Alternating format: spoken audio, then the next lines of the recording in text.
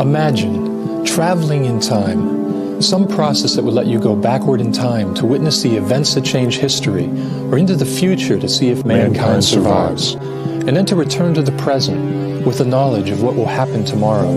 The process is intriguing, even mind-boggling, but the science is more real than imagined.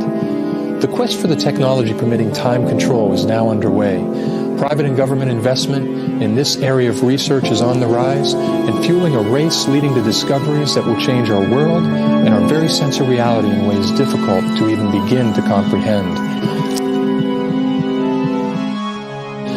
This science is real. The advances underway are truly exciting and the possibilities are endless.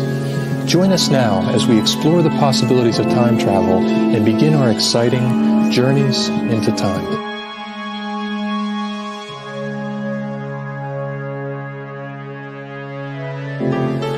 Hello, I am Dr. David Anderson, and I thank you for joining us as we prepare to take some exciting first steps as we journey into time. Perhaps the best place to begin is at the beginning, with the definition of time. What is time? What is it that clocks are measuring? They seem to measure some unseen medium that continues on with a constant and never-stopping force. In fact, time is often thought of as a river that flows in one direction and slows for no one, always sweeping everything and everyone along with it. We certainly experience the passing of time. We are born and live our lives feeling as though we are constantly being pushed and pulled by this unseen phenomenon. So then, what is time? Time also seems to vary with culture. For instance, in the language of the Navajo, there is no past, present, and future tense like those of many languages. Events are talked about with regard to their quality of happening rather than their temporal quality.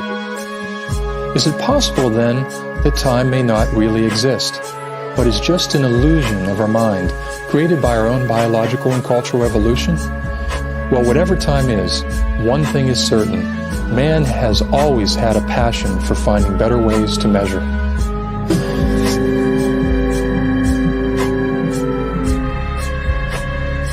When it first became important for people to measure time, they didn't have or need wristwatches or clocks. All they needed to know was when the winter was coming, or when they could plant or harvest their crops. For this, the ancient peoples of the earth used the regular cycles of nature. For instance, it was known to them that the sun rises and sets in a regular and predictable way. It was also known that the moon, stars, and planets have consistent and predictable motion through the heavens. And they could keep track of the passing of a day with sundials and other similar instruments. With this knowledge, they could predict the coming of different seasons. Well, one thing I do know is that time is a very curious thing. We have found many ways to measure time, but still, when we ask the simple question, what is time, we cannot answer. This is not a new fascination with the nature of time. As early as the 4th century, St. Augustine said it very well with his famous question and answer. What then is time? If no one asks me, I know. If I wish to explain it to one that asketh, I know not. Another interesting tool used by science fiction writers is the time police. These are the heroes that show up just in time to prevent someone from altering the past and destroying the future timeline and our existence as we know it. But what happens if the time police don't show up in time? Watch out. We might see the creation of new timelines and see a today or a future that is quite different than what it was before. This type of time travel story in science fiction is called alternate worlds. Our legends and folklore are filled with stories about UFO sightings and contacts with aliens from other worlds. Is it possible that these stories are not about visitors from a distant world, but instead that they are time travelers from our own distant future? In these alien sightings, the creatures have many human characteristics. Is it possible that they are time travelers from our own planet, visiting us from thousands of years in the future? History is filled with many stories and legends about visitors from time, and also about our own experiments in time. Our technology involves the creation of a self-contained spherical time warp field, about 30 to 40 centimeters in diameter. Within the boundaries of a time warp field, it is possible to actually accelerate or decelerate to a certain degree the rate at which time passes relative to the rate of time outside of the field. The applications for this technology are many. We are currently researching several applications in the medical field. One would be transplant organ preservation. The time warp field will be used to preserve organs or tissues awaiting transplant. As science continues to make us doubt our own perception of reality, it forces us to ask an important question. What will the impact be on our views of spirituality and religion? Physicists have always been separated from the worlds of philosophy and religion by the strict walls of analytical science, but something very exciting may be happening. Is it possible that today's physicists are simply rediscovering the ancient wisdom that shows the sense of wonder and oneness that connects us with the universe and God? Our virtual laboratory is key to analyzing and learning more about time warp field technology and its application. Our simulation programs may represent the most advanced space-time virtual laboratory in the world. The TriStar Systems simulation programs were designed with one goal in mind: to advance our efforts to achieve time-control technology. It is a very unique scientific research platform.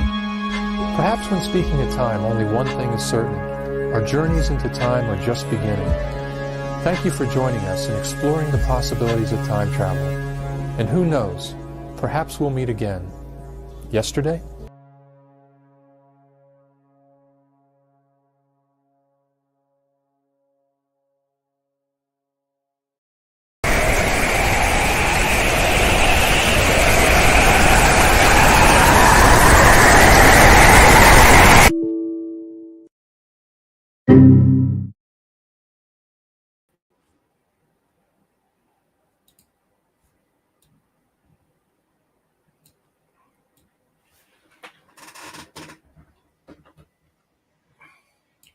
Sorry, got caught in a time loop, friends. Greetings and salutations, and welcome back. Tonight, we're going on an exciting adventure. And I realize that this character may be lesser known, not quite a David Wilcock or a Dr. Stephen Greer.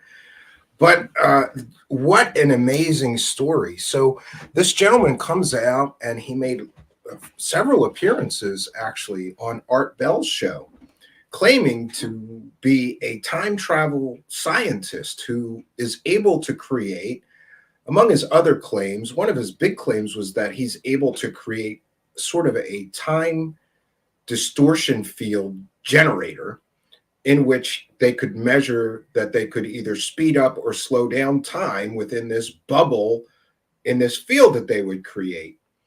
He went on to try to collect money, investors' money. He formed a charity as well. And very interesting character, making a lot of claims, the least of which is that he is a doctor and a physicist and more. But when you start to peel back the layers of deception, the shocking truth about this man is really an amazing story. And again, I realize he's not a hugely known character in conspiracy land, but he did make the rounds for quite some time. And to the best of my knowledge, continues to solicit donations from people for his research and various other charitable things he claims he does. I had looked into him briefly at one point some time ago, but didn't really deeply dive into him. But I found someone who did, and that would be one Richard Cole, who is a former military officer, Marine, and now is an investigative researcher, blogger, and author, really.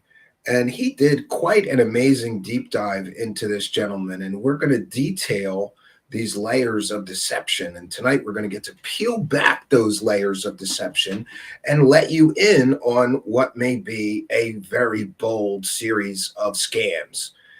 I think it's important to realize that this kind of work, the work and dedication that this Richard Cole put into this is truly amazing. His attention to detail, his leaving no stone unturned, is something that I can certainly respect. And so I found through his, he sent me the blog post, and we're going to be his original blog post, Richard Cole's blog post, is in the description of this video. So if you want to follow along with tonight's show, there would be a good place to start, because it's a long story, but not really that long. But there's a lot of layers of deception here that Mr. Cole was able to peel back one by one. And following along with that blog post would be a good idea. But without anything further here, we'll bring in our special guest tonight, investigator Richard Cole. Good evening, Mr. Cole. How are you tonight? Good evening, Stephen. Thank you for having me on. Yeah, my pleasure. So first, this guy's kind of lesser known. So why the interest? That would be my first question, because a few people sent me some of his claims and things like that, but I kind of passed on him because it's like punching down. It's almost like he's a little bit of a forgotten conspiracy land character, right? But he did make the rounds for a while on Art Bell and many other shows. Why the interest in him? Yeah, he did make the rounds. Let me just make one thing clear for your listeners. I was not a Marine officer. I was enlisted. Okay, I apologize. You have to, you military guys are very by the book, and you have to forgive me. I had a military dad, but I was never in the military, so yeah. I understand there's a big distinction. I misspoke when I said officer. You were an enlisted man. Yeah. Right. Yeah, and you're right. He's kind of obscure, and his name would come up time after time in my investigations and subsequent debunkings of Douglas Dietrich. It seems that Peter Moon is, associated with Douglas Dietrich, and Peter Moon would repeatedly claim on Dietrich's radio shows that he was in contact with Anderson, and Anderson was here, Anderson was there. And I had started to investigate it just a little bit, and I came across a draft in my blog back in November, and I was shocked to find that there was nothing really that I had done, and I decided to dig around a little bit more and see what I could find. And what I found was just a small scattering of things on the internet. And I came across a blog by Sharon K. Grossman, who at the end of her blog that talked about Anderson said, hello, is anyone actually out looking for David Lewis Anderson?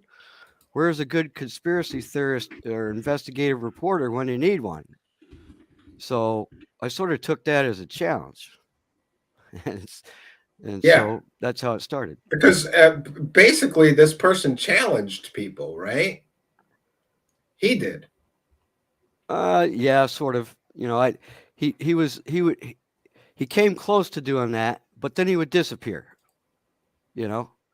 He presented himself in such a way that he was a scientist, former U.S. Air Force officer, and involved in things as a scientist, as an Air Force officer, and threw this stuff out there and created his own institute. Okay. Making claims. Yeah, and about we're that. gonna get to that. Let me get to the blog. We're gonna put up the blog, and we'll go through step by step your investigation into this man and all of these many layers of deception that you were able to peel back. But first, I didn't realize, but before we even were on screen live while we were playing the intro, we got a kind and generous $6.99 from Canada from the Truth Is Out There super chat. So we'd like to thank everybody that sends a super chat. Thank you for your kindness, your generosity, and your support of the show. The Truth Is Out There. We appreciate it. Now, I want to make sure. Let me just check real fast, Richard. We got to thank everybody that's throwing money at me. So pardon the interruption. No, we're good. Okay, so we're going to go, and I'm going to share screen to your actual blog post on this. The bizarre, mysterious case of Dr. David Lewis Anderson. Yeah, and here you have challenge accepted November 2021. So let's start there. Nearly 2 decades ago, Dr. David Lewis Anderson suddenly appeared publicly claiming he was a physicist and a time travel insider who had established what he called a time warped field theory while being employed at a young age by the U.S. Air Force. Now, you looked into his military claims, right? How did that pan out? I have. I'm still awaiting response from the National Personnel Records Center, but due to COVID, they're down to 25% staff. But I have other ways of finding things out, obviously,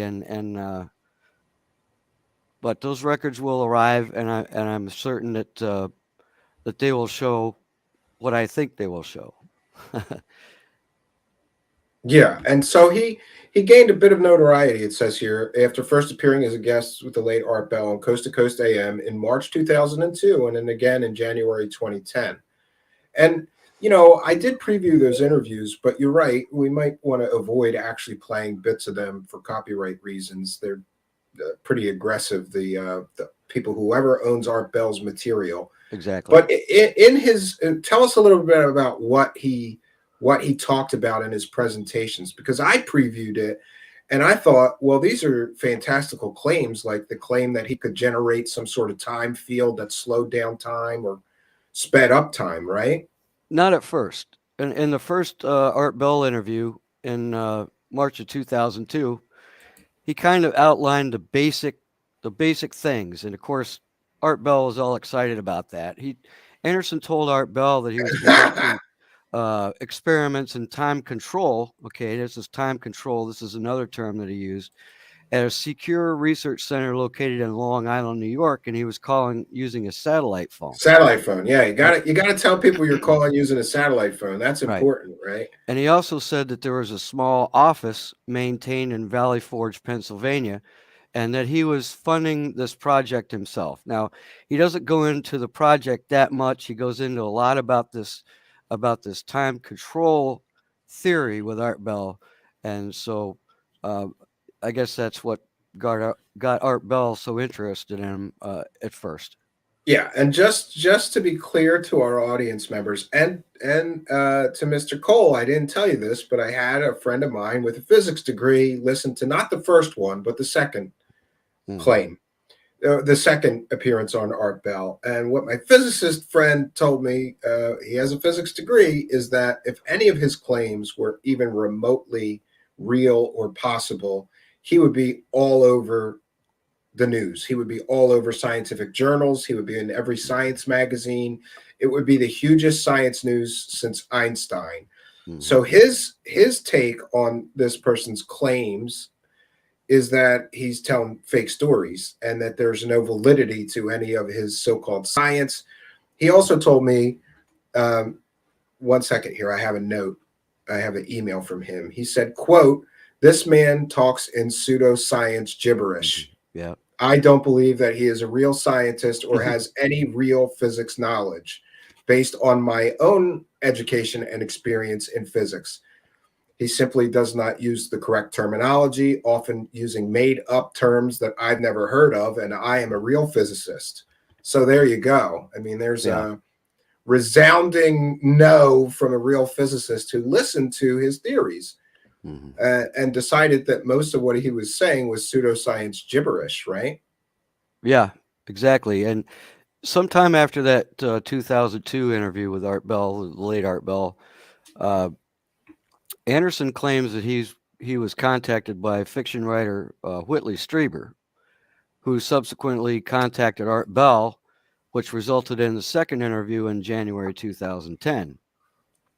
And by then, I think that Art Bell knew. Yeah, you're right here.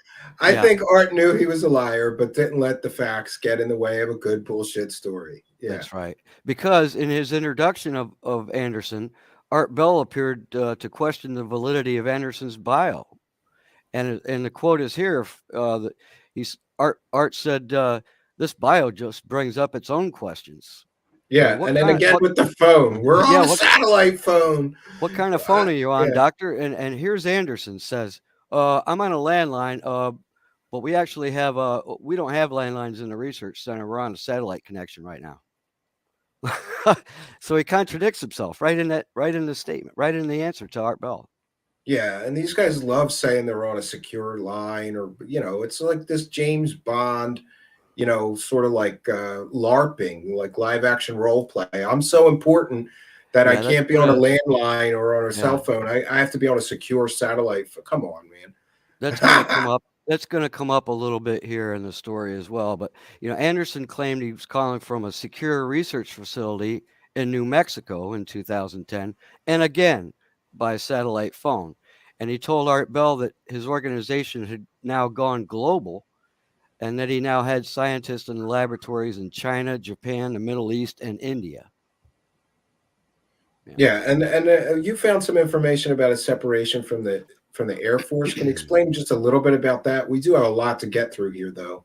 Okay, yeah. Well, briefly, what he talked about with Art Bell was how he left the United States Air Force, and he said that 2 weeks prior, he had already packed up his belongings and shipped them back home.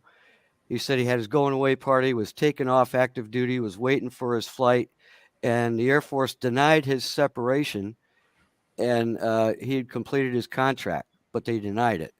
And he had to appeal to his West Virginia state senator, John Rockefeller, to intervene, and had a congressional inquiry that lasted 8 to 9 months. But here, the use of the term shipped or not moved is normally used by personnel who serve duty outside the continental United States overseas. And if Anderson graduated December 28th, 1983 from West Virginia University. He was in ROTC, so he immediately would have been commissioned a second lieutenant in the Air Force with a contract, a commitment for 4 years. So his contract would have been completed in January 1987, and he would have been recently promoted to captain, having met those requirements. And that coincides with the one photograph in uniform that he has produced publicly. But there's two things very wrong with that. The military does not approve an officer's resignation, or remove him from active duty status and process him to leave his command and suddenly deny the separation. It just doesn't happen. And if you add 8 to 9 months that he says he was kept leaving the United States Air Force, that would be October 1987. And this is a lie, because I know that he got married in the United States in February 1987. Yeah, so maybe he just embellished, try to make a bigger story out of his separation from the Air Force. That's right. That the intention there was that he had some kind of secret stuff, and the Air Force wasn't going to let him leave or resign his commission because they wanted so him just there. part of the grift, right? That's it. And then on Art Bell's show, he got confronted by a caller who just so happened to be a PhD candidate in physics. At least that's what she said. This is great. So she asked Anderson some very astute physics questions that involved some differential calculus. Dr. Anderson stuttered, sputtered, and fell flat on his face. Almost. But Art rescued him by cutting into the answer. Yeah, Art is prone to do that. Or was, but God bless Art Bell. I grew up listening to him. He's the reason that he's one of the big reasons I'm here where I am today. Anderson obviously has some technical background. Otherwise, he wouldn't have been offered a VP with Bosch. But he isn't a PhD in physics. That's what was said. Right. And he has a curious history of moving a lot, right? Tell us a little bit about that. Well, after he resigned his commission and left the Air Force in early 1987.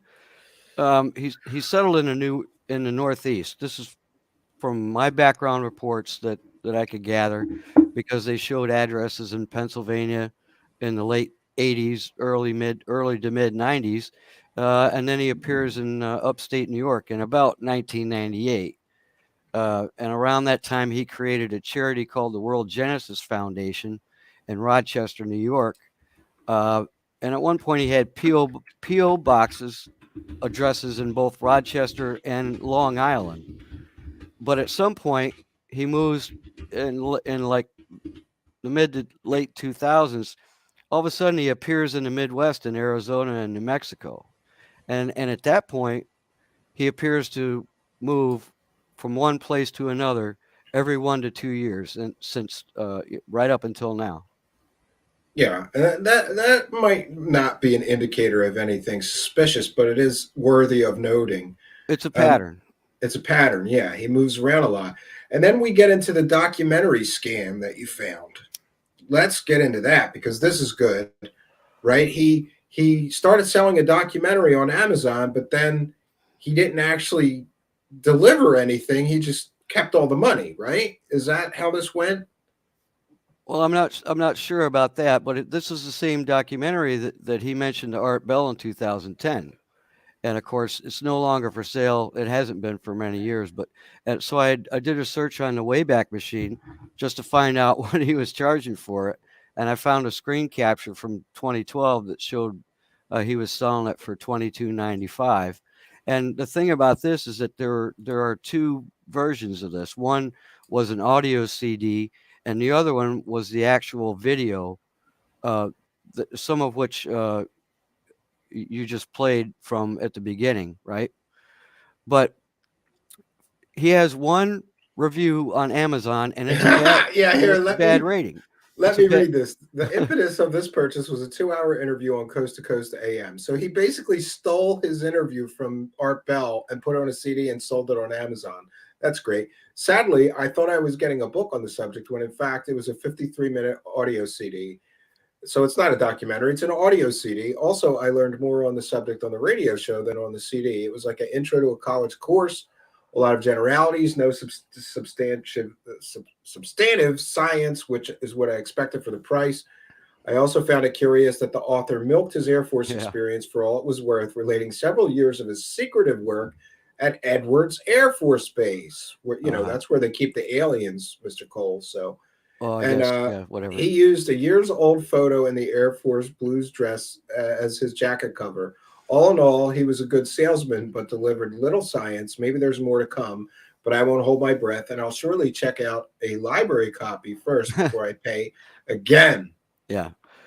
So the video is still out there. I found a copy of it. It has 117 views, and but the thing about that was that this is the Amazon thing here. Yeah, he's selling he's selling a documentary, and people think they're getting a film. And here's what people said, right?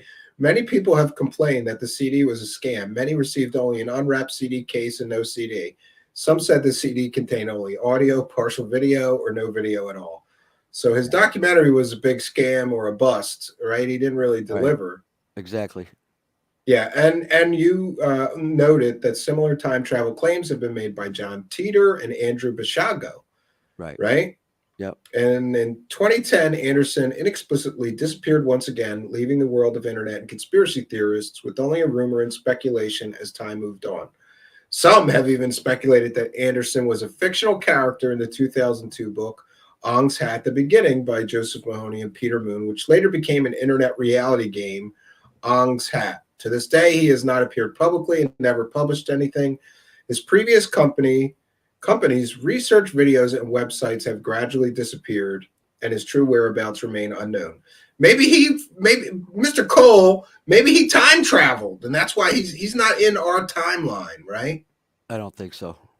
And you give a detailed report on his actual Air Force service. And not to take anything away from him, Mr. Cole, but it seems like a lot of these scammers use the fact that they were in the military as part of their backstory. Right. But they always claim things they never did, like work on secret projects and right. My experience with this has been initially is to track down military phonies and see what I can get about their records. I mean, that's what I've been most experienced in for the past 8 years, and I've done a few. Randy Kramer was one. Douglas Dietrich was one. We're gonna have you back for that guy and many others. That guy would take like 4 shows, Mr. Cole. He's really full of it, doesn't it? Isn't Douglas Dietrich the latest? As he claims he's like an illegitimate son of Hitler or something? That's right. Oh God, I love it. Yeah. All right, so we get to his bio, and I don't want to read this whole thing. Like I said, we have a lot to cover, but the important part is in his bio, he says he's a physicist. Right. So let's get to the education, and I'll just ask you straight out a question I'm pretty sure I already know the answer to. Is he really a physicist or a scientist based on his educational backgrounds he is not looked into? Okay. He is not. I contacted the office of the registrar at West Virginia University. They confirmed Oh, that busted. So, he earned a BS in electrical engineering in December 1983. He has no other degrees. I okay, proved that so too. and he did claim to have a PhD, right? And a doctorate at one point, Yes, or he does. something like that, He right? claims to have undergraduate, graduate, and a doctorate in engineering, physics, and philosophy from 4 colleges, but his bio doesn't clearly or individually connect each institution with a specific degree. And he also leads the Okay, reader to but did you believe. check? Did you check for any degrees with each of these places? Yes, I Western have. Virginia University, California State University, the Joint Military College, and the University of Minnesota. That doesn't exist. The Joint Military College doesn't exist, and I contacted. Oh, busted! I contacted California State and the University of what was it? The University of Minnesota. Yeah, and they both deny that he ever attended or received a degree. So here we have a guy claiming to be a physicist with degrees from, let's see, 1, 2, 3, 4, 5 different educational institutions, and he really only has a bachelor's degree in electrical engineering. That's from right. West. So he's not a scientist. He's certainly not a physicist, right?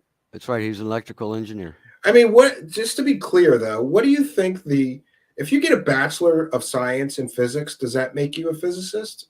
I would think maybe, right? Yeah, Probably. I don't know. probably, right? But most people would expect a physicist to have at least a master's. I would think. I do. I would right? think, but you also have to consider the time. If he's claiming all this, you have to consider the time it would take to get an undergraduate 4-year degree, and then you don't really need a master's for a PhD, I guess. I mean, that's what people tell me.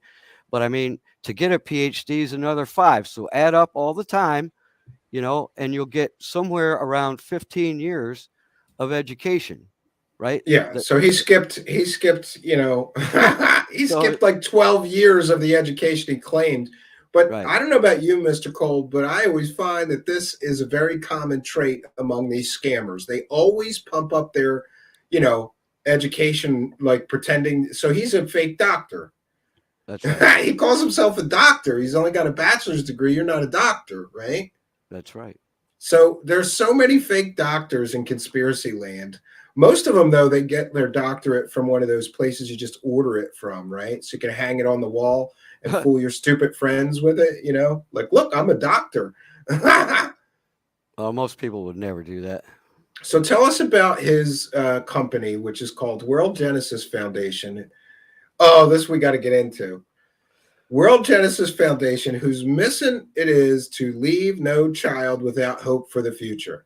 That's right. And it seems kind of odd that a person claiming to be an ex-Air Force officer and scientist would suddenly be a philanthropist involving children. Yeah, that is odd. But isn't there a reason that we discussed this off air, but we got to get into this. So he creates is it a charity, this World Genesis Foundation?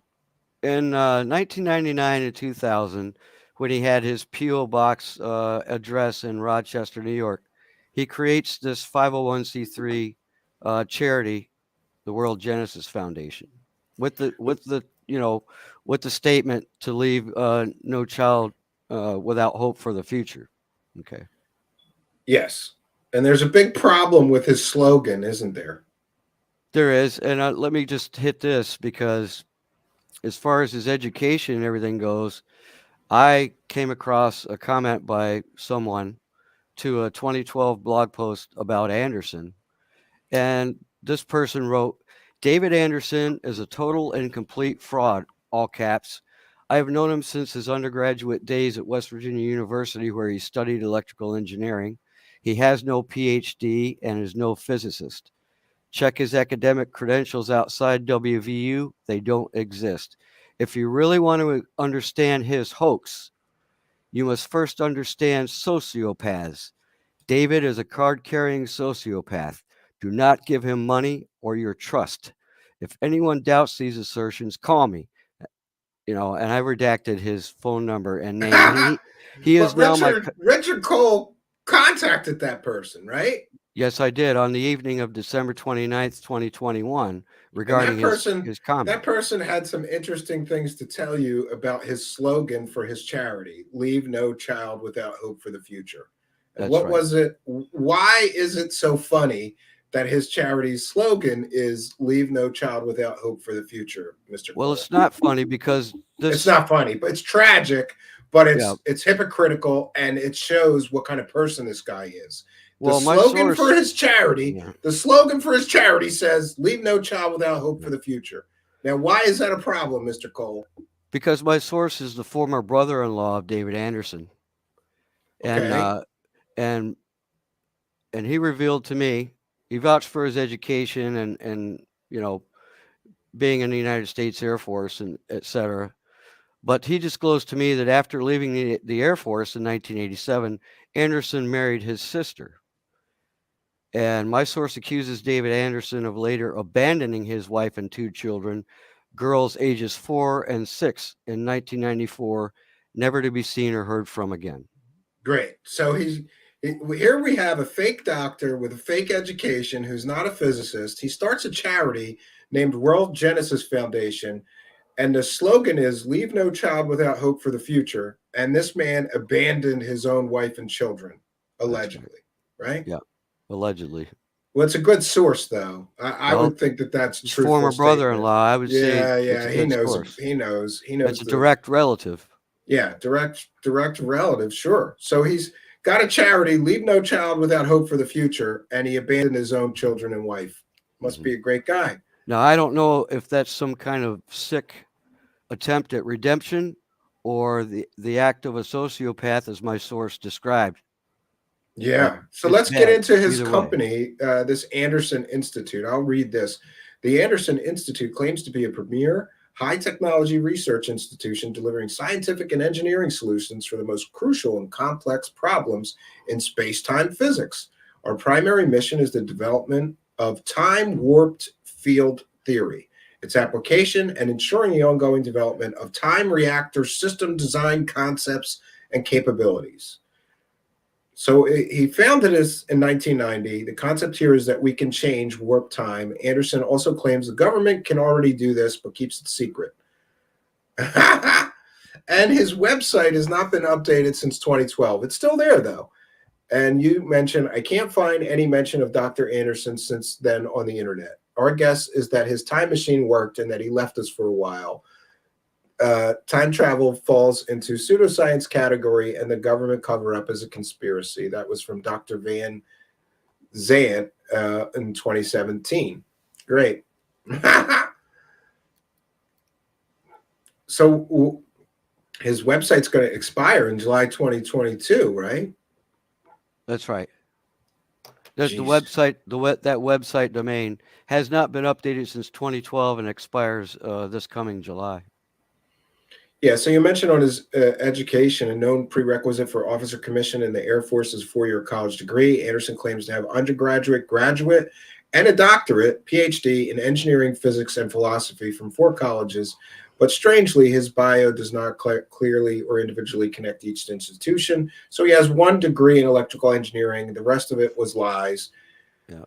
He also leads the reader to believe that he graduated with honors from all 4. Well, hey, if you're going to pretend that you graduated from 3 extra colleges, you might as well pretend that you graduated with honors. Exactly. And you were never able to find a published doctoral thesis. And everybody knows that if you're really a doctor, you would have a published thesis, right? So Usually. we went. Or you could obtain it from the college that he took his PhD from. Yeah. You know? Yeah. And we've covered some of this stuff. Leave no child without hope for the future. Yeah. Yeah. That's great. So leave no child behind except your own that you abandon. I bet you his old wife is still looking for child support payments or something, right? I don't think so, Stephen, because it's been a long time. The family has moved on from this. This is why I make such an effort to protect my source. Sure. And you have here that he was likely stationed in Guam or. Well, that's because the source mentioned, and this is interesting, isn't it? Because the source mentions that he was stationed at Anderson Air Force Base, California. Okay, not Edwards Air Force Base, California. Now, Anderson Air Force Base is located on the island of Guam, and I know about this base because it was a stop during my return MAC flight home from the Philippines on January 28th, 1986. You might remember that was the same day as the Challenger explosion. Mm-hmm. And so it's possible, given the statement by my source, that Anderson may have been stationed on Guam at that time.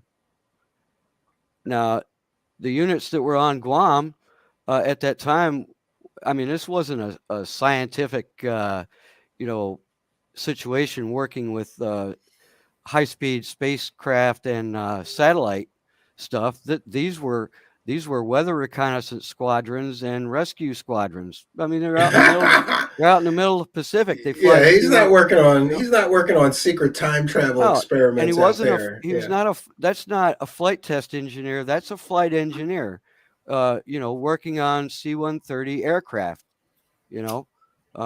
And a normal assignment to Guam would have been between 15 and 24 months, which coincides with the time before he resigned his commission. I mean, this is not a scientist job. This is a flight engineer job. Yeah, so we have him basically lying about his education. Now he's lying about where he worked in the military. Your source saying that he was in Guam. This is great. And now we get to the patents, because I did hear him make a lot of claims about all these patents. You write here, science fiction writer Peter Moon claims in this short video to have a PDF file of an application filed by Anderson in 2009. He also claims the application was subsequently sequestered by the U.S. government. Well, yeah. Mm-hmm. So the government wanted to make it top secret. That's why nobody can find any of his patents. Yeah, well, Anderson, Peter Moon says. According to Peter Moon. According to Peter Moon. But if you actually go on there and submit your email address to Peter Moon, he'll let you see this fake PDF of this time reactor patent. Okay. So yeah.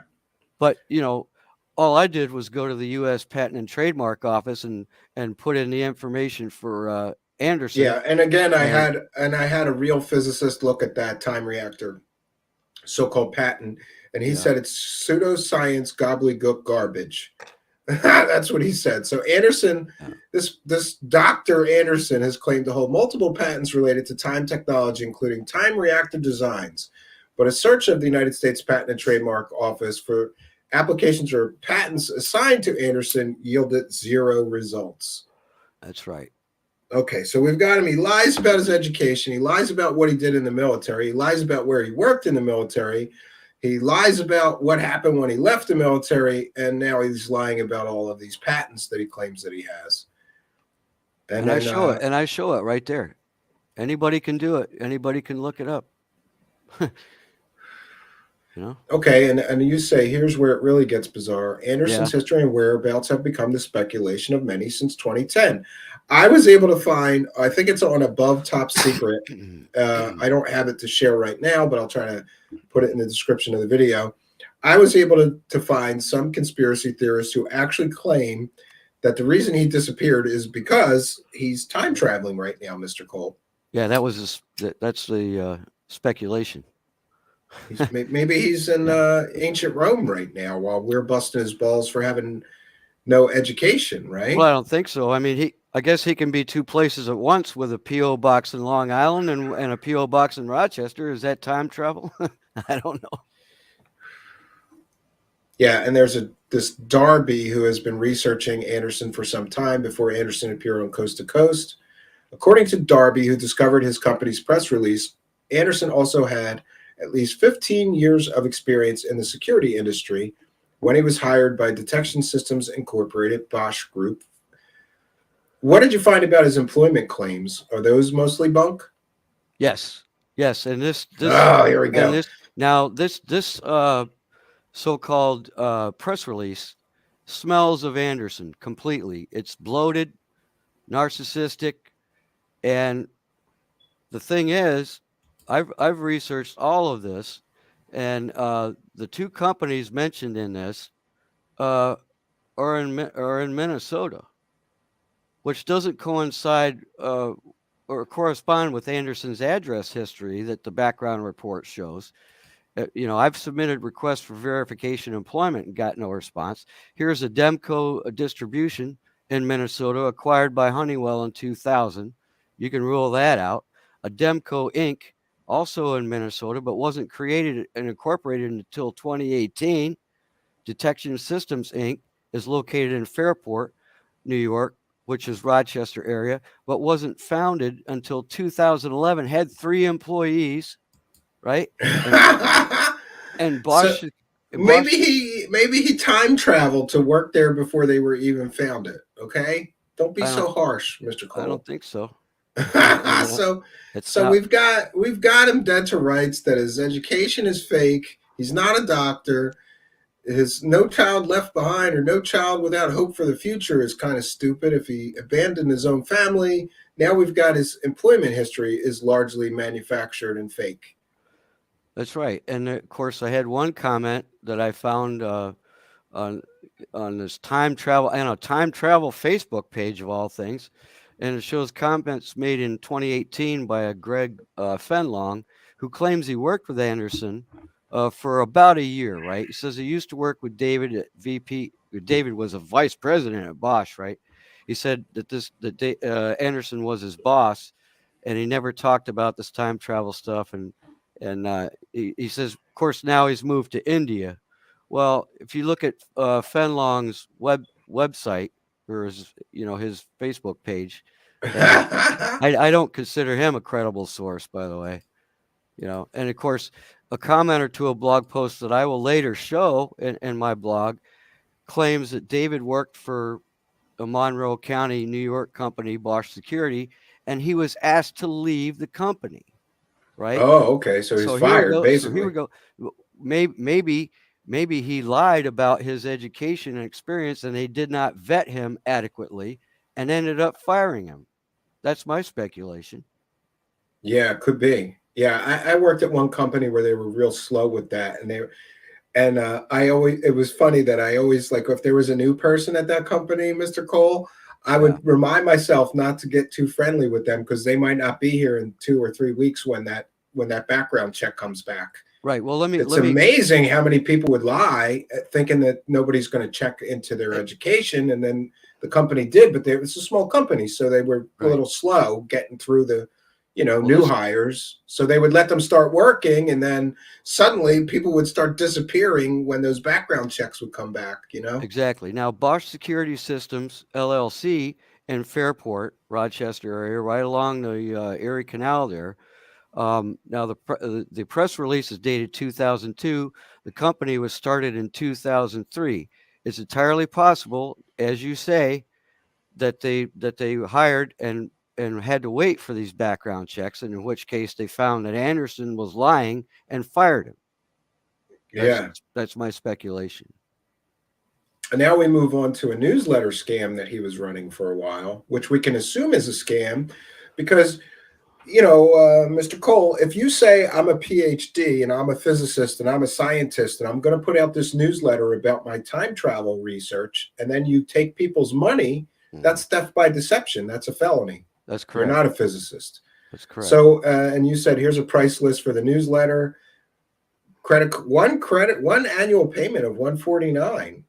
Yeah. 4 annual payment. Ooh, he even took payments on his newsletter, right? Check or money order, right? Check or money order, yeah. And then here is where there's supposed to be his top secret research lab. No secure research lab here. Yeah, that's right. That's the address.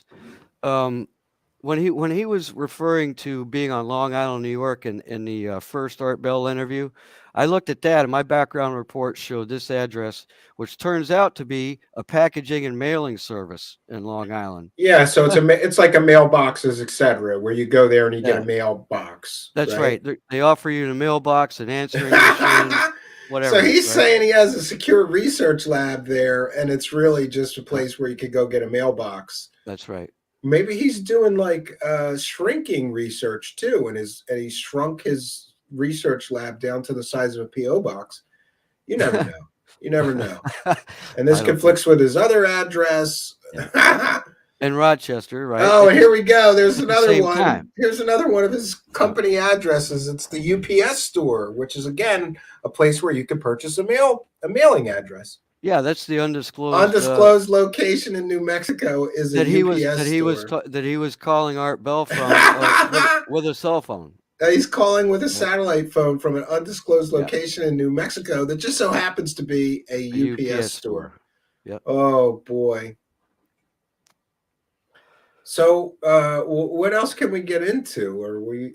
Well, we can fast forward a lot of this. This is research that I presented by Darby. Mr. Cole is incredibly. You're like a no stone unturned. Every little thing that you could look into, you did. Yeah, and you say the ultra modern, high tech, super secret research lab working on the very cutting edge of time travel technology was a PO box in Smithtown, New York. Right. Now this is what I'm attributing to Darby, right?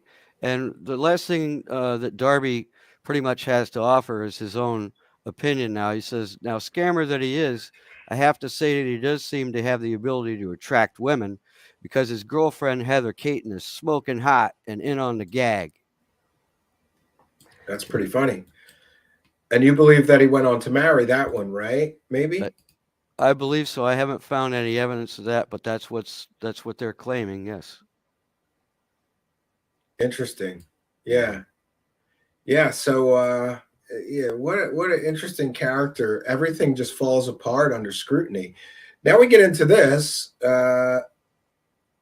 He claimed that he became a youth ambassador for Romania and an ambassador for UNESCO. Well, what's the story with this? Because the letters are identical, right? That's right. They're written identically.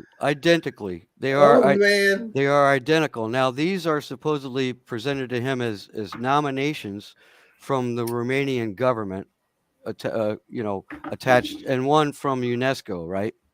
But they are worded, with the exception of the letterheads, both letters are worded identically, and only one of them has an official stamp and signature on them. So, I mean, and we don't know whether or not Anderson actually accepted these nominations or whether this is official or what. Or he's just trying to hype up his That's right. charity. And if you look at the dates, these is 2002 and 2003 sent to Anderson from Romania, nominating him for these positions. And I produced them here just so everyone can see that they are worded exactly identically. It's odd, perhaps that's something the Romanian government does, but I'm just saying that it looks odd. Yeah. So then there's this opinion of the sites that are allegedly part of the Anderson multinational LLC are clearly shams, but some of them actually manage to look fairly credible.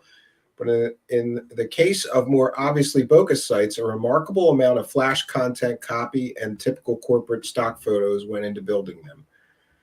I didn't check every single one. The sites are registered to David Anderson of 620 Park Avenue. 620 Park Avenue. Oh, in Rochester. Okay, I was thinking New York. I was going to say, wow. That's the P.O. box. Yeah, look at that. Look at that. Anderson Multinational. Boy, that looks important. That's copied right off of a stock corporate website. That's right. Like a template. That's right. And look at the logo. Isn't that interesting? Yeah. Wow. Yeah.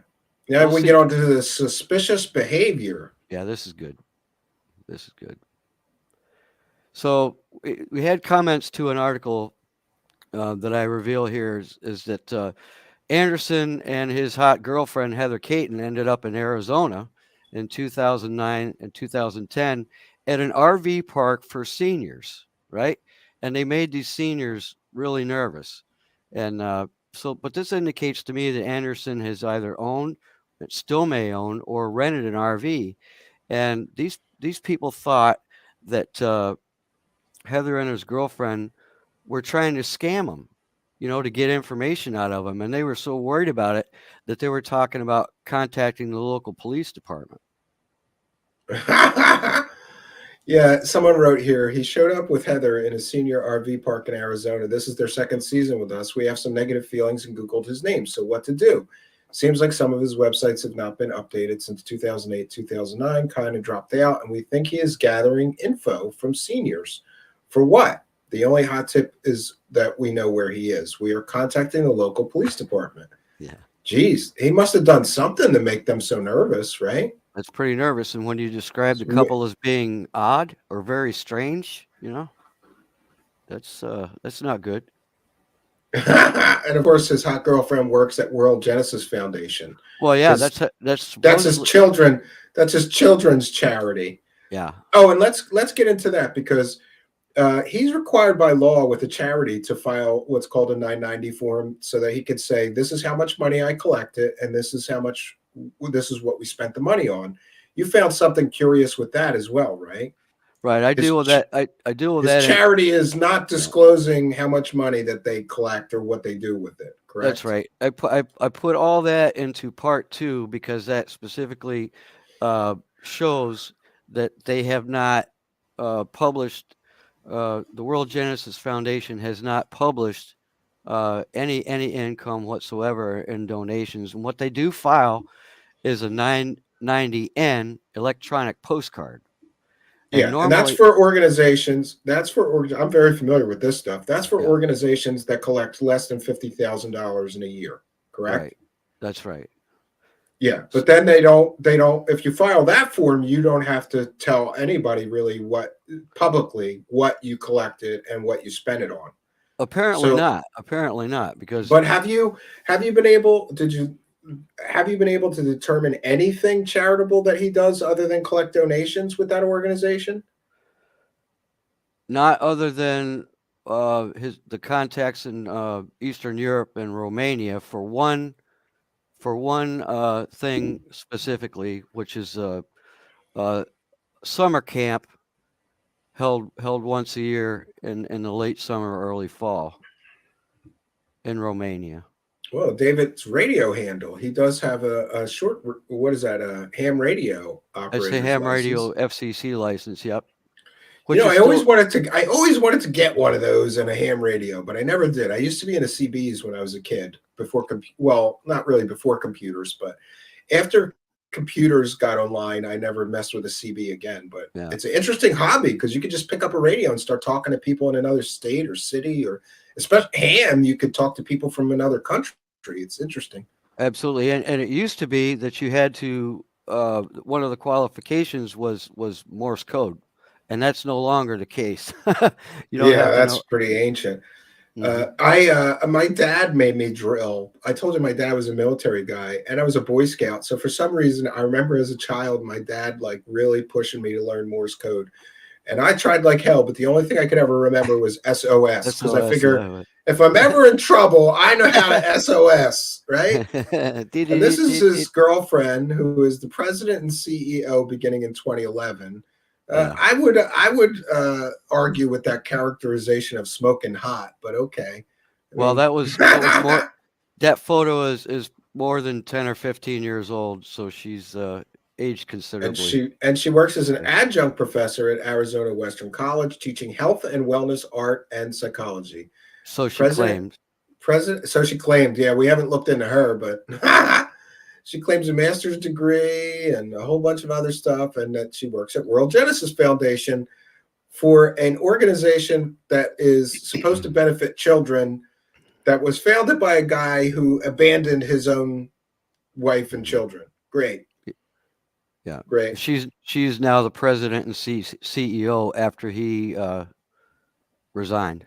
And her art company was dissolved. The same address attributed to David Anderson, a number of now dissolved companies previously mentioned. Yep. So he's got a bunch of PO boxes, right? That's right. And let's get into. So Peter Moon, who is closely associated with wackadoo whack job Douglas Dietrich, says that Dr. David Anderson is alive and well. My latest communication with him was from the country of India, where the largest time control facilities in the world are housed. Sure they are. They are near Digi Hills, which is only an hour or two from Mumbai. David has gone off the radar for a few reasons. First and foremost, incredible breakthroughs in research has commanded his primary attention. It is also true that his partners were not in favor of him releasing the video demonstration of his time control chamber. A fake scientist has a time control chamber on Long Mr. Island. Yeah. Mr. Cole.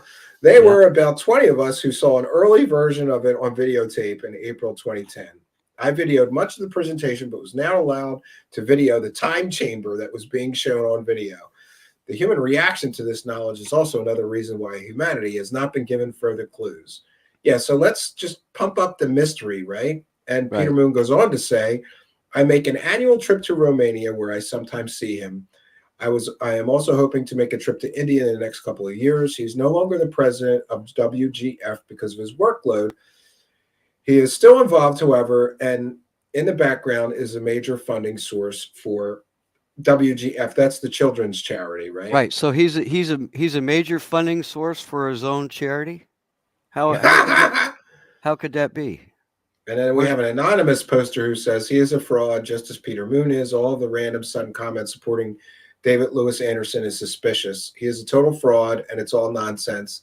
He is alive and well, and I know where he is. He's not a time traveler. Oh, wow. Yeah. And you found the connection between Moon and Anderson to be somewhat suspicious, right? Yeah, Peter Moon is actually the pen name of fiction writer and publisher Vincent Edward Barbaric, owner of Sky Barbaric. I did not know that. I know of Peter Moon and his association with Douglas Dietrich, the wackadoo, who claims he's Hitler's illegitimate son. Sky Books generates $162,000. Well, he's doing pretty good, right? Yeah, I don't know how old that report is, but yeah, and here we have Moon and Anderson have perpetrated conspiracy stories such as the Philadelphia experiment and the Montauk Project, both of which, I'm glad you and I can agree on this, Mr. Cole, both of which have been exposed as complete hoaxes based on fictional pseudoscience. Yeah. That's right. Oh, geez. And you have John Rasmus. Boy, I haven't heard from him in ages. Explains the Montauk hoax, right? Rasmus shows that Moon was influenced by a series of films from 1956 to 1990 and proves that the Moon used at least 3 themes in chapter 14 and 15. So he's a fraud too, culling stuff from that. Moon claims he was approached by Anderson, who supported the same discredited stories in the early 1990s after publishing the Montauk Project Experiments in Time in 1992. And here you cite a video where Moon is telling the story beginning at about 7 minutes in. And again, all this is on Mr. Cole's blog. There's a link in the description. So if you want to go deeper into this whole, what really is a shit show of deception to me, you have a lot of information there on Moon.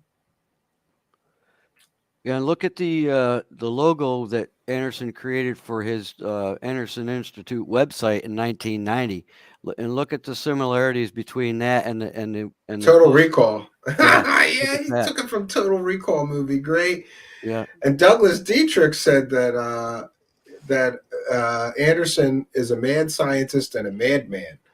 But Dietrich claims that Anderson is a recluse and has become sort of a chemically infected madman living in seclusion for almost a decade in the ruins of the Eastman Kodak facility in Rochester, New York. Yeah. Oh, geez, right? Yeah. Yeah, that's Dietrich claimed that for years, of course, until he became involved with Peter Moon in about 2018. And Dietrich no longer makes that claim. You know why? Because Peter Moon is actually on the board of directors for Anderson's charity, World Genesis that's great. Foundation. And it's not even his real name; it's a pseudonym for his book writing. Right. How do you get on the board of directors for an international charity using your pen name? Yeah, that doesn't make any sense. Nobody should accept that, right? Right. Oh, geez. So it just gets thicker and thicker with this guy, right? It just goes on and on here. Like, so after that, I go into part 2, which won't be nearly as long. It just basically tracks the history of the charity and the connections with Peter Moon, and a little bit of history about the summer camp that they go to.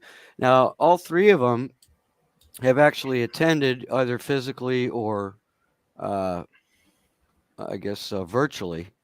Yeah, and Patrick Sheehan is here with a kind and generous $9.99 super chat. Thank you for your kindness, your generosity, and your continued support of the show. Patrick Sheehan, big supporter of the show, very generous of you. Says, great work, Mr. Cole. Let's touch base. I have good friends in Romanian NGO government agencies. So there you go. We can bust him further. Yeah, and I mean, I think we kind of covered the charities. We don't, you know, Yeah, I mean, we can touch on it a little bit, but I think we've like you'd have to we could blast through that, because I just basically show that anyone can use these publicly available things that will actually describe these charities to people. So, usually they want to see them before they make a donation, and I show that they had 2 additional filings by Heather Caton, who's now Mrs. Heather Anderson, in New Mexico and Arizona. One was dissolved in 2015. The World Genesis Foundation, actually what they call a UNESCO club, U.S. Federation UNESCO club, and there's some interview videos with Heather Anderson, and one person stated that the World Genesis Foundation had been named one of the top nonprofits for the last 10 years, for 6 years. There's another stutter. And if anybody that looks that up, the top 10 nonprofit organizations, shows it doesn't even appear. It doesn't even appear on an alphabetical listing of star-rated organizations. yeah, so that's likely bullshit. Yeah, and it's had numerous addresses at its headquarters, and with the exception of one, all of them are P.O. box addresses, all of them. And I go on to show that the following addresses are listed by the IRS on the IRS website, indicating that World Genesis Foundation filed these IRS Form 990Ns every year since 2011. So here we are. Now we're zeroing in on the location of Anderson, okay, based on this information. And I show that they've never shown any financial data publicly at all. And they're filing these 990Ns saying, Yeah, so they don't have to disclose it. Yeah. well, yeah, well, what do they just Yeah, and have? here he's claiming they claim that they work with the United Nations Educational, Scientific, and Cultural Organization and other partners. I think we could reach out to the United Nations and say, "Are you working with this organization?" And I have a guess as to what they're going to say. Yeah, Right? I mean that would Sounds good, but you know that could be verified whether they're actually ever worked with or for the United Nations. It'll be interesting because, and it's, of course, that's connected to Romania as well. The Romanians are in on it, whatever it is, and so is Peter Moon. Yeah, and that their address just keeps changing constantly, right? Yeah, until now, until as of June 6, 2019, when they purchased. Let me see what this was. They purchased a home in Arizona for something like 374,500. Yeah. In Dewey, Arizona. I show the property there. Anybody can look it up. And Anderson actually has just purchased this past May 2021 an adjoining lot for $87,000. So here you have the acquisition of properties totaling nearly $500,000. Yeah, and did he buy that from corporate money or did he buy that from charity money? We don't know, right? We don't know. Oh, that's going to be a problem for him and maybe the Arizona Attorney General, right? You can't purchase. Can he? I don't know. Can he purchase a primary residence for himself from charitable donations? I would think not. Well, but see, I don't. I haven't found any proof that that's what he's done. I mean, that's beyond my capability. I mean, I'm not. And you're right here. The images don't appear to show a sign of a man living there anywhere. When I say immaculate, I mean it looks like a Martha Stewart created television set. Yeah, then That's that might pretty have been funny. the previous owner. Hmm. But what I did notice is that in those images, there are two sort of curio cabinets, wood, glass, very shown very prominently later on in videos by Heather Anderson, Yeah, so which show it her must be there. her stuff. Yeah. So we know that she was there in the house in 2020.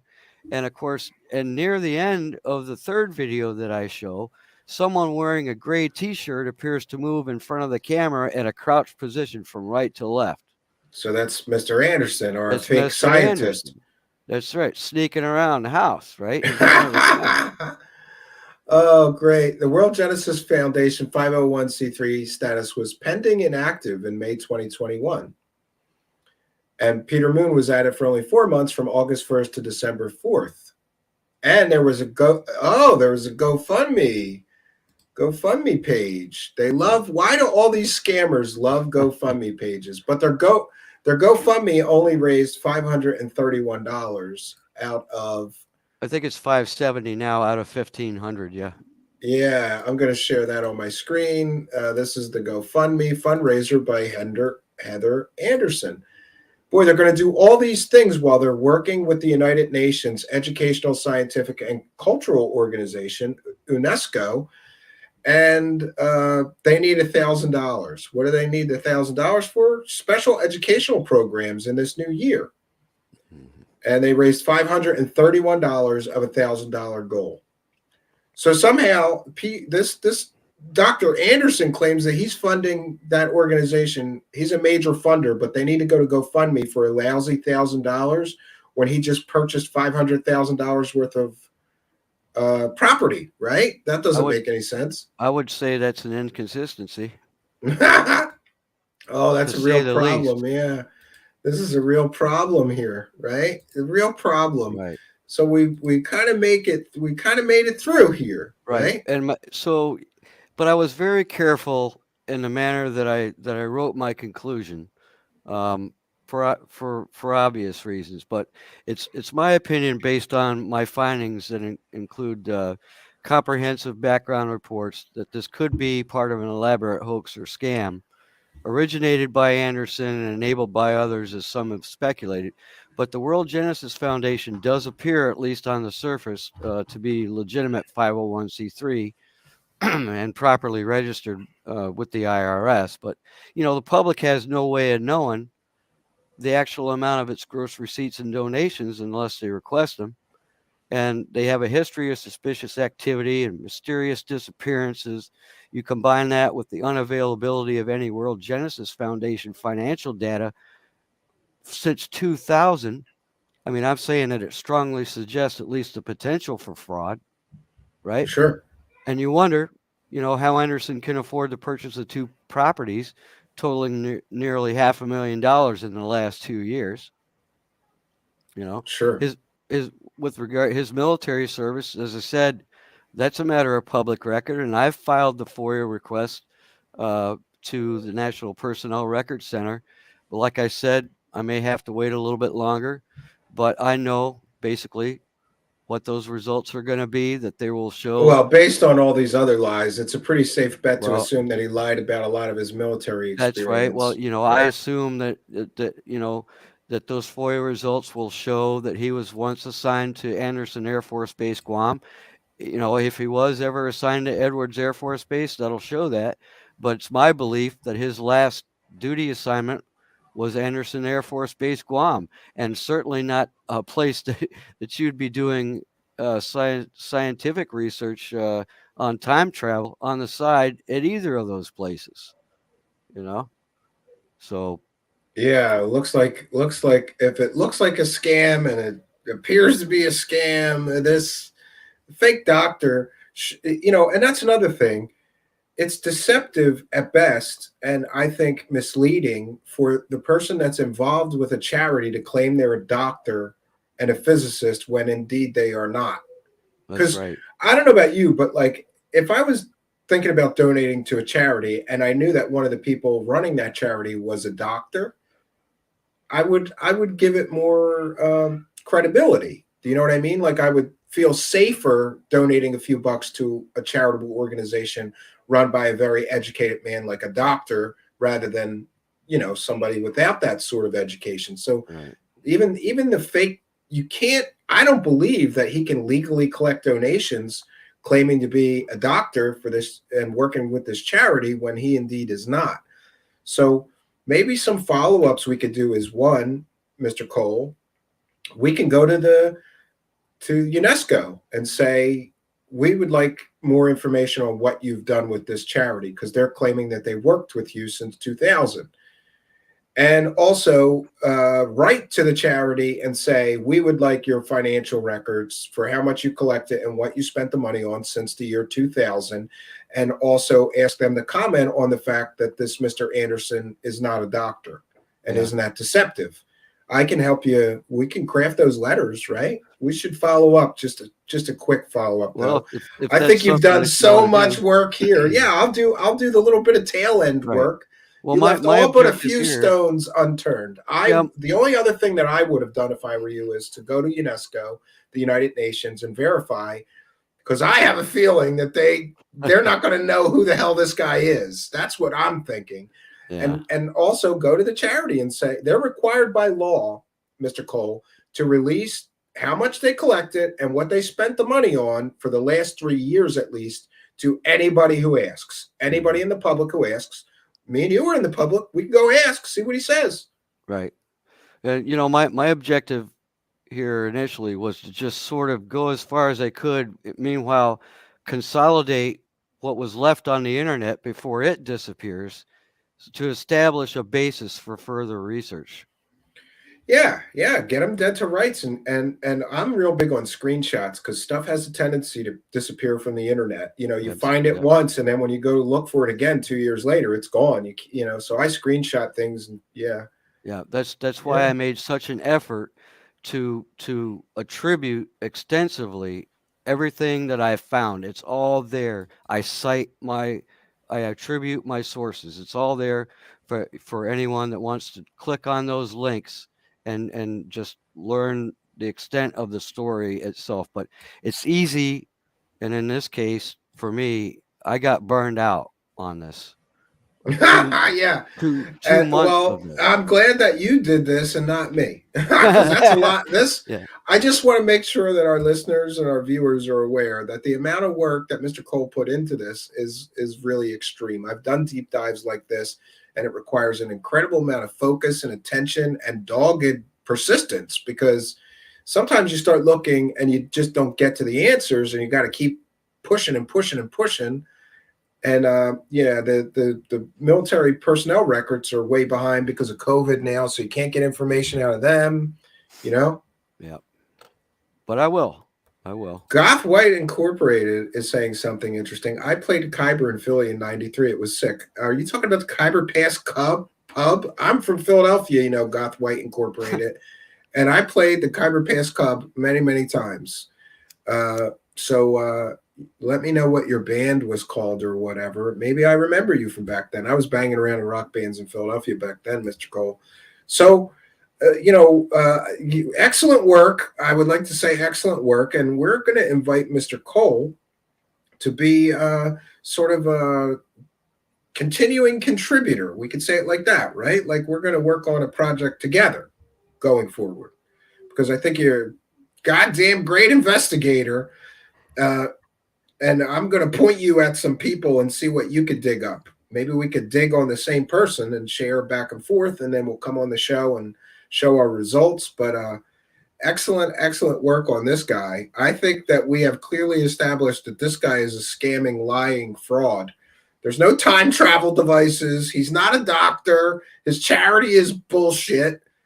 I mean, what more do you want, right, Mr. Cole? Good job. Well, thank you, Steve. Thanks for having me on. I appreciate it. Yeah, it's been my pleasure. You know, I'm sure we could continue to poke away at that, or come on and give you my investigation of Dietrich and others, and you know, it's been a lot of work, and it just sits there on my little blog, you know. Yeah, well, we can use resources like that here. You know, Mr. Cole mentioned like I get it that like it used to be that everybody was reading blogs, but as time goes on, the internet became more media rich, and people really want videos now, and they don't want to read it. We have to. So I'd be more than happy to help spoon feed some of your work through a video and get it out to more people. I thought this work was so important that we had to bring you here so that more people saw this, because for all we know, this guy's going to pop up again. They do, like whack-a-mole, and he's going to start scamming people looking for investors for his time travel technology, or playing on people's heartstrings, asking for donations for his children's charity from a guy who abandoned his own family, has a children's charity. Gotta Yeah, and love I that. certainly did not expect to find that towards the end of my investigation. I was very upset by that, to find that. Interesting. Yeah. Yeah. Well, I think you did a fantastic job. And like I said, we want to welcome you to Truth Seekers. We're going to make you one of our investigators. We'll give you a good title. We'll come up with something snazzy, make you sound important, like Truth Seekers lead investigator or something like that. Because, you're very skilled at this, and I can't do all this by myself. So I'm going to point Richard Cole at somebody like a missile, and then we're going to bring him on here and see what happens. I think it'd be awesome. Great. Somebody just commented that I'm great at digging, and I must have a huge shovel. But I'm here to tell you, Richard Cole is better than me at this, and he's got a bigger shovel than me, and we'd be happy to welcome that bigger shovel to help us here in our efforts. We need more investigative work to do what we're doing here. So we'd be happy to welcome you to be part of the family here. And this hopefully would be like a test run. Because you've already done this one, but we'll talk off air about what we're going to do next, because I have some great ideas, right? You do, and it'd be great to be more involved. It'll keep me busy for the rest of the winter, keep me out of trouble. Well, I'm all for that. Well, Mr. Cole, I want to thank you for your first appearance here. It has been enlightening, and gotta love these gotcha moments. My favorite part of this whole thing was a guy running a children's charity who abandoned his own children. I mean, that says everything you need to know about this guy. That's right. Yeah. All right. Well, we're going to throw you on out of here. I'm going to do a quick. I'm going to throw you out of here and do a quick wrap up. I don't want to make you stay through the whole thing. So I'll be in touch off air. Okay. All right, Steve. Thanks again for having me on. All right. You have a great night. Thank you. This the impeccable researcher, investigator, and now, hopefully, new Truth Seekers team member going forward here, Richard Cole. Thanks for your help. And good night. All right. There we go, friends. Well, I wanted to introduce him to us here before we bring him on with news stories. He's already had this information. I thought this is a great story. Not enough people have heard about this. And he is excellent, dogged, persistent researcher and digger of dirt, and getting to the truth behind some of these characters, right? Amy Collins commenting, Richard Cole is a stand-up guy. I'm glad to see him make it on Truth Seekers at last. Yeah, it's been a long time coming. I followed his blog for quite a long time, but we just could never work it out. And B. Baker says, thanks, Richard. Magnificent work. I agree. I see this guy doing some of this work that, like, I do sometimes, but I don't have time to do so much. And I've got a huge to-do list. So we're going to be really happy to bring him here as a continuing contributor. Let's say it that way. He'll be a continuing contributor, hopefully going forward. So what else can I say, friends? I have an appearance coming up tonight on that One Time I Was Abducted by Aliens podcast. You know what I'm going to do right now is I'm going to go on over to Twitter and get that link. I'm going to put it in the live chat, and that will be at 10 p.m. Eastern time tonight. 1 second. So at 10 p.m. Eastern time tonight, I'll be on with Brianna, Jamie, and Spooky, and it's that's the good news. The bad part is that Jamie came in here into the live chat and said Steve's going to be on butt stuff later tonight. So hopefully my wife wasn't listening, because I really don't want to have to go explain to my wife that I'm doing butt stuff with Brianna and Jamie and Spooky later. Doesn't sound good, right? So I'm going to put the link. I'll just put link to tonight's later show guest appearance. There we go. And I'll put the link in the live chat so anybody can come and join us at 10 p.m. Eastern time tonight. So I'm going to bounce on. Well, you know what? I got to do two things. First, I have to remind everybody that we're a viewer-supported show. And one of the best ways that you can support us is by throwing money at us. There's a super chat button down there. While we're doing live broadcasts, anybody can send a super chat. And I checked and we read all the super chats tonight. The other way that you can support us is make a PayPal donation. There's a PayPal donate button link down there in the description of the video. Please, please, if you send a PayPal donation, be sure to add a note and give us your PayPal user ID, or excuse me, give us your chat room user ID, the user ID or name you use in the live chat, any message that you want us to shout out, and we will do that. I just checked in with the PayPal donations. We didn't get any today to shout out, but thanks to all the PayPal donators and super chatters. We read all the super chatters as well. And also remind everybody that you can sign up for my Patreon for as little as $1 a month. The link to do that is also in the description. And on Patreon, we give extra content. We do some Patreon-only streams. It's sort of a backstage pass. You get music. You get some content that we're working on before it is made public, maybe some stories we're working on. It's a general backstage pass. $1 a month really helps to support the show. Finally, oh, wait a minute. I think I saw another one. There we go. Let's get to the bottom of the chat here. Lee Guy with a kind and generous bacon donation of $4.99. I am putting all of Lee Guy's donations into the bacon fund. I don't know if you know this, Lee Guy, but my son's favorite food is bacon. And I almost get in a fight with my wife every time we have bacon because this kid eats bacon like a horse, Lee Guy. And by the time I get there, there's not much left. So we'll put that into the bacon avoid a fist fight with my 5-year-old fund, right? I like bacon too. He doesn't care. He really does like bacon, Lee Guy. So thanks, Lee Guy, for your kindness, your generosity, and continued support of the show. Longtime show supporter, Lee Guy. We very much appreciate it. Goofon asking, where is everyone? I really don't know, but we did a show tonight on we had better numbers earlier, sort of had a drop off, and we're covering a little known topic tonight. You know, it's a news story that nobody's ever heard, really, mostly. Rich, maybe you should try that. Let me see. And I'll give a little bit of time and attention to the live chat. If you have comments or questions for me, please put them in all caps. Otherwise, I'm going to be bouncing on out of here. Lord Ludicrous Plaid is here saying, good show. Thank you. Very much appreciate it. NP reminding everybody that Linda Moulton Hale is on tonight. It'd be interesting to see if she actually says anything about the recent flap of things that have been going on.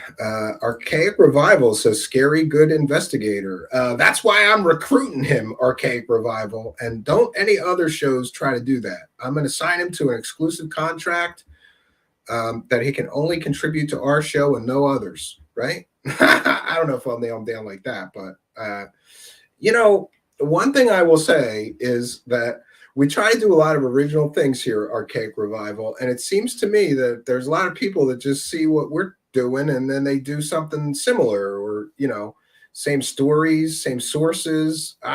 So I'm a little concerned that we're going to bring Mr. Cole here as our investigator, and suddenly he's going to be very popular. So, but you know, it is what it is. I noticed there's a big Twitter flap about Michael Salla. And I just want to say that really anybody arguing that Michael Salla's research is impeccable needs psychiatric counseling or drugs or both. And, you know, that's another thing. Like, you know, people try to draw me into these arguments. I don't really care to argue with somebody who thinks that Michael Salla's research is impeccable or, you know, worthy of even reading.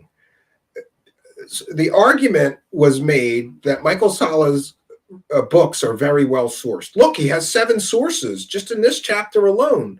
But what people aren't mentioning is just because something is sourced doesn't mean it's true. Michael Salla uses anything for a source. He uses random websites, blogs, the Sun newspaper. I seen him cite as a source. Just because you cite your sources doesn't mean you're a credible researcher. It means that you're just copying and pasting stupid shit from stupid sources. I want, if your source is the New York Times or the Washington Post or the Philadelphia Inquirer or a newspaper from Los Angeles that's credible, right?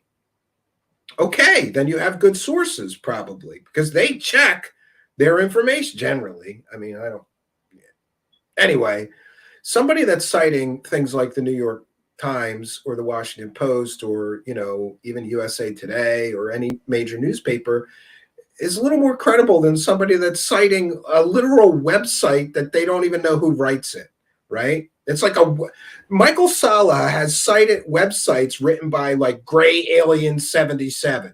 That's not a credible information. I'm sorry. That's not a credible information source, right? B. Baker saying he got UFO disease. Yeah, I believe so, right? Spooky is from England and is qualified to say this. The Sun is a literal shit rag. But Spooky, somebody said Michael Salla is credible because he gives you his cited sources. But he cites the Sun newspaper, right? They do a story about like aliens meeting Bill Clinton. He's all over that. Copy and paste that shit to my website. This is good shit. So I guess my point is I don't want to get drawn into a Twitter debate over whether Michael Salla is credible or not, right? If you believe that Michael Salla is credible, good for you. Because, look at this. Here, I'm going to do this. I wasn't going to do this, but I am going to do it. We're going to do a whole show on Michael Salla's ridiculous bullshit website. Look at this. You're going to tell me that this is a credible researcher? Oh, my God.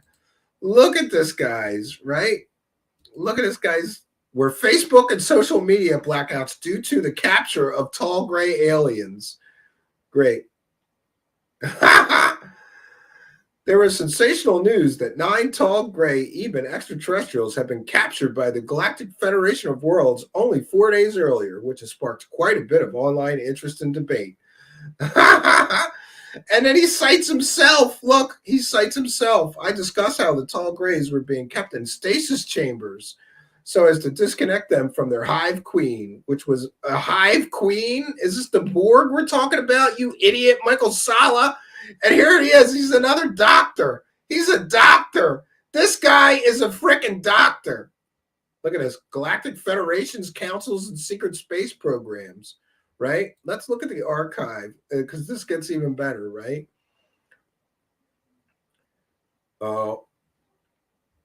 Exopolitics articles.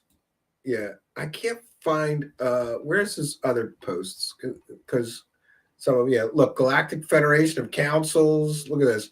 13 years on series with the Dark Fleet. Update on the Alliance. Joint U.S.-China mission to giant ET space station in Antarctica.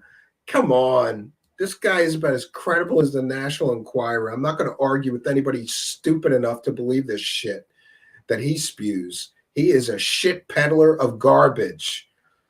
And part of me goes, I don't even think I want to look into him because it's not worth the time. It's such nonsensical garbage information, right? Amy Collins says Salla makes the National Enquirer look like the New York Times when it comes to ufology. Yeah, this guy is garbage. Garbage. Mysterion says there are people with doctorates working in 7-Eleven stores. Well, that I believe. I happen to know a very educated man that works as a 7-Eleven, but it's his brother's. And his brother always has trouble with the midnight shift, and this friend of mine doesn't sleep much, so he works the midnight shift. And he said, I said, really, do you like doing that job? And he goes, well, I really like Slurpees and snacks, and they got plenty of Slurpees and snacks, so I go there, have a good time, help out my family, That's funny. He likes Slurpees and snacks. Yes, and the Sixth Sense reminding everybody, thanks to Spooky for the most wonderful opening sequence to the show. You can check out her channel here, Out of Context CW channel. And yeah, thanks always to Spooky. And now Spooky's going to make me work harder because I think we had a scheduling problem, but it was my fault. I meant to schedule.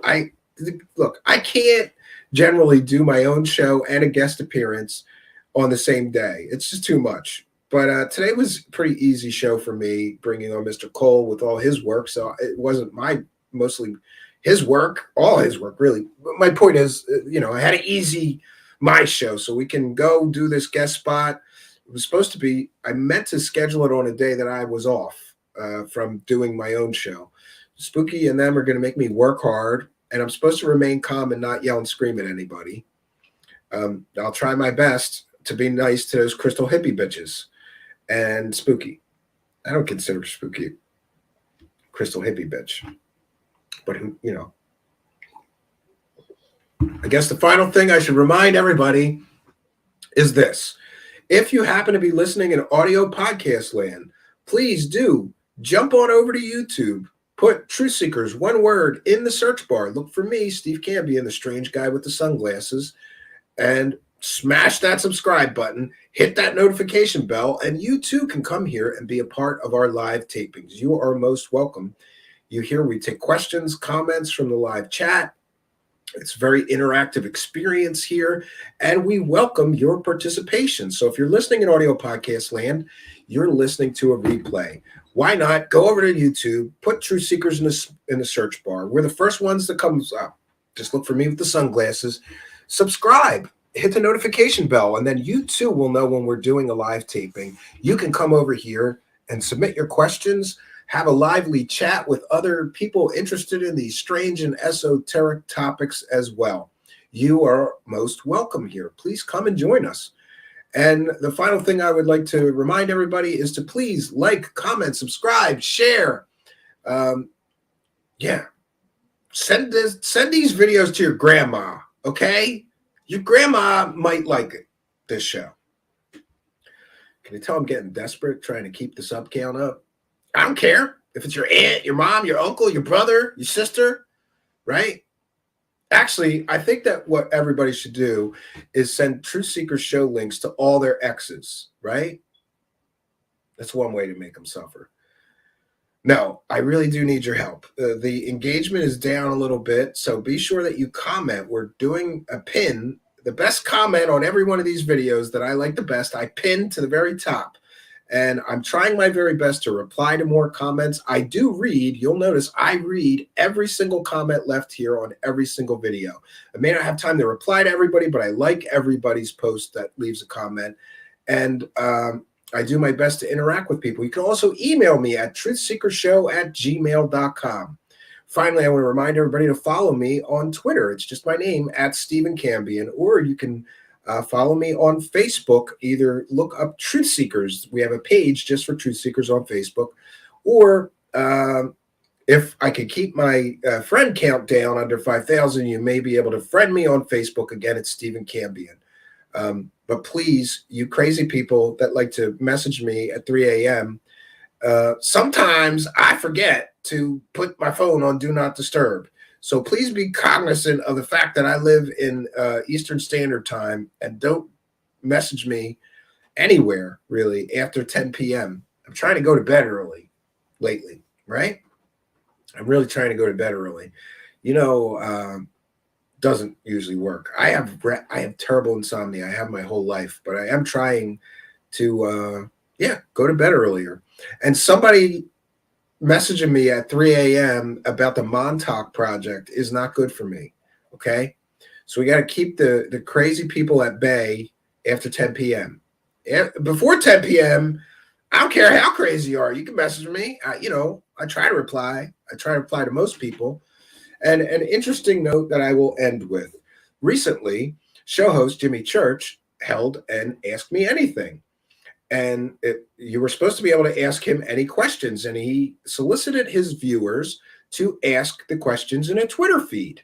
Some 5 or 6 different people, I believe, asked Mr. Jimmy Church why he threatened YouTube with legal letters to have 4 of my videos taken down. Guess what happened? He deleted all the messages of people asking him anything. People wanted to know why he filed legal threat letters with YouTube that were false copyright claims. By the way, we've won 3 of 4 of those claimed videos now. There was really just a YouTube glitch that caused the 4th to not be also put back. But we filed new legal paperwork to have those videos restored, citing fair use. And interestingly, 2 of the videos were identical, nearly. In one was a live show where we had some issues with 4 minutes of dead air. So we cut the dead air and uploaded a duplicate edited video. Jimmy Church filed copyright claims on both those videos. And it's interesting to note that the one that remains that is still copyright claimed and not resolved yet is the identical of the one that they did rescind the copyright claim on. I've consulted with an attorney and we've refiled the paperwork, and we are confident that YouTube is going to restore that last video.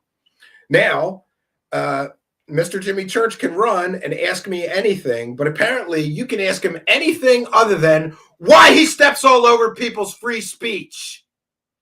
Mr. Truther is all about the truth, right? Unless you're telling the truth about him. So it is what it is, but I thought it worthy of mention that Mr. Jimmy Church holds an Ask Me Anything, but nobody's allowed to ask him why he stepped all over the free speech and falsely copyright claimed another content creator, which is an unwritten rule that you don't do that in this thing. You don't file false copyright claims against another content creator, Jimmy Church. And I just also want to mention that I'm looking into the possibilities here, because after all, he filed false claims. I lost money. Why should I eat that lost money? I didn't cause that money to be lost. He did. So, hey, Mr. Jimmy Church, if you want to file false copyright claims, and by the way, in one of those claims, he swore under oath that the information that he provided to YouTube was accurate. And it was completely false, because for one of those 4 videos, he claimed I shared a video from his YouTube channel, but we did not. We shared a video from Billy Carson's Facebook page, Facebook Live video from Billy Carson that he later copied and uploaded to his own channel. He does not own the copyright to that. He refused to provide the proof that he owns the copyright to that specific video. I did not share a video from Jimmy Church's YouTube channel. In that case, I shared it from Billy Carson. So he lied in legal filed paperwork with YouTube. That's against the terms of service and could get him a strike if I push that issue. He lied and provided YouTube with completely false information about that, saying I uploaded a video from his channel. We didn't do that. We uploaded a video from Billy Carson's Facebook page. Excuse me, not uploaded, shared 1 minute of a video from Billy Carson's Facebook page. And again, in the case of that video, it was a 50-second clip out of a 2.5-hour show. That, my friends, is fair use. I cited fair use before we played the video. There's a fair use disclaimer in the description of the video, and there I cited fair use verbally. I said this is fair use and why it was fair use before we shared that 50-second clip. And there was a fair use banner rolling across the bottom of the screen the entire 50 seconds that clip played. And by the way, I didn't even play the full 50-second clip. I played it for a little while, stopped it, commented on it, critiqued it. That's fair use. He falsely copyright claimed us in order to get those videos taken off of YouTube because he doesn't want you, or especially his own viewers, to see what the content of those videos was, covering him and his business practices. But you know what, Jimmy Church? If you want to work for a company that promotes a kiddie porn collector and profits from a kiddie porn collector, People have the right to know that you're working for a company and promoting your documentary with the same company that produced a documentary about a kitty porn collector. And I have the right to let people know that, and you have no right to strike my videos falsely. And there, I've said what I've got to say. I'm going to have more to say on this issue once the final issue is resolved. Until then, I'm not going to say anything about it. It's in the hands of, it's in the hands of others, right?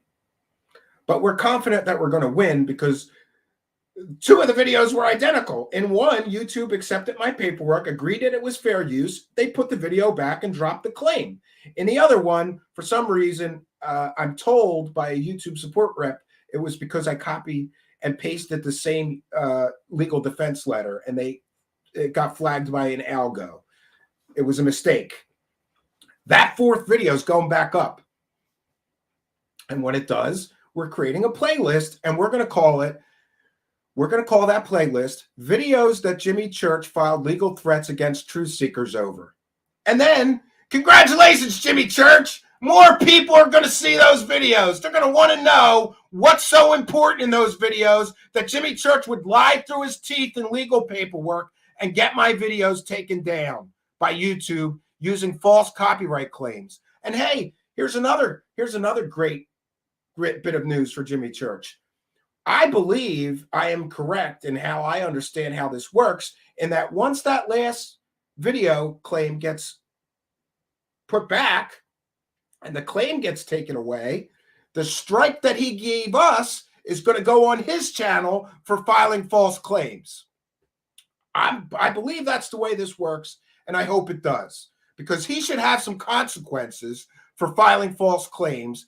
And, really, I think another thing is, we're struggling real hard trying to grow our show here and earn income for our show so we could keep it going. Who the hell, what right does he have to take our videos down and affect our ad earnings by having videos removed from our channel with false legal claims? He has no right to do that, and he caused our show loss of earnings. He has no right to do that. We're looking into that situation as well. But it is what it is. Just wanted to make sure that everybody understands, because people keep asking me what's going on with that.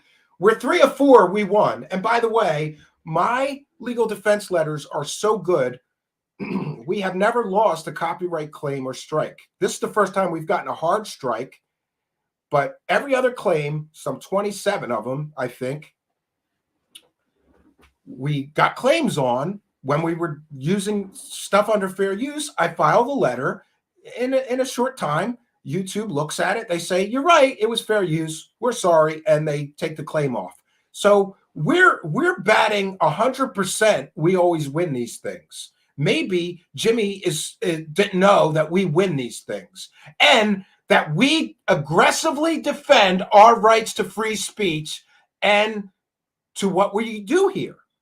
I'm not just going to lay down and take a strike and wait 90 days and leave my videos down, my ad earning, revenue generating for the show videos. I'm not going to leave 4 revenue earning, money generating videos down for 3 months and just take the strike. No, we stood up to this injustice, and I will continue to do that. We don't back down here, Jimmy. We're not like you spineless. I don't even want to get into it. I don't want to get personal. We're not spineless here, Jimmy. We stand up and we defend our rights to free speech. And for you, being Mr. Truther, right? You're going to stomp all over my free speech? I don't think so. I don't think so. So we've done what we had to do to defend our rights here. I will continue to vigorously, aggressively, by any means necessary, we will use all means at our disposal to aggressively defend our free speech when it comes to this show. I stand by everything that was in those videos as being factually correct to any reasonable person who did the research that I did. So I stand by our work here, and we don't back down. And in a very short time, I think it's good. I don't even know. Maybe maybe another week, we'll have that outcome, right? We'll have that outcome resolved. And I don't think this is going to work out well for Mr. Church, right? It makes him look, it's terrible optics. Another content creator does shows covering what you have been up to, and you file copyright claims to get those shows taken off of YouTube. By the way, he's not universally doing this. They're still on Rumble. They're on BitChute. Why didn't he file copyright claims with those people if he's so concerned with copyrights? No, this wasn't about copyrights. This was about him getting those videos taken off of YouTube because he doesn't want people looking at them, viewing them, hearing what the contents of those videos are. It's not about copyright. If it was about copyright, he would file the copyright claim with all of these companies that are hosting our work. He only did it with YouTube because he knows most people are going to see it, who are going to see it, are going to see it on YouTube. It's a tactic to stomp all over my constitutional rights. It's a tactic to sweep all that dirt under the rug and hope nobody hears about it. It's not going to work. It's going to backfire. It's already backfiring badly. But I've talked enough about this. What can I say? I want to thank each and every one of you for joining us. I want to thank our friend of the show now, Richard Cole, for his kindness in coming here and sharing some of his really, really impeccable work. The guy does great work, and we're going to be real happy to have him sort of as a new team member here. Boy, I can't wait to point him like a missile at some stories, right? And see what happens. Yeah. So I put the link to tonight's show with the girls from that one time I was abducted by aliens. And they call their show now Butt Stuff with BJs. Great. So I got to explain to my wife why I'm on a show called Butt Stuff with BJs. And I may have to explain to my wife why somebody in my live chat said I'm doing butt stuff later with people. Great.